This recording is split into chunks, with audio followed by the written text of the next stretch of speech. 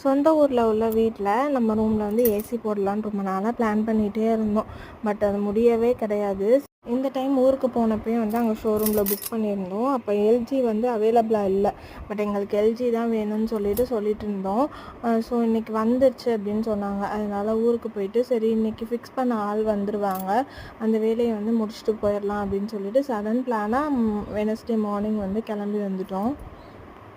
Afternoon lunch எதுவுமே prepare பண்ண வேணாம், இது எல்லாமே அவங்க பண்ணிட்டு போகிறதுக்கே ஆஃப்டர்நூன் கிட்ட ஆயிடுச்சு.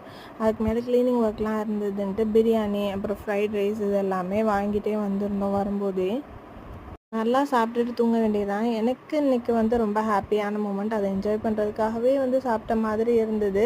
நான்லாம் ஏசியில் இது வரைக்கும் வீட்டில் வந்து யூஸ் பண்ணதே கிடையாது. இதுதான் ஃபர்ஸ்ட் டைம். மிடில் கிளாஸ் பீப்புளெலாம் ஏசி யூஸ் பண்ணக்கூடாதுன்னு யாருங்க சொன்னா அப்படின்ற மாதிரி தான் இருந்தது. வாங்கினது என்னமோ இஎம்ஐ தான், பட் ஹாப்பி வந்து ஃபுல்லாக தானே கிடைக்குது.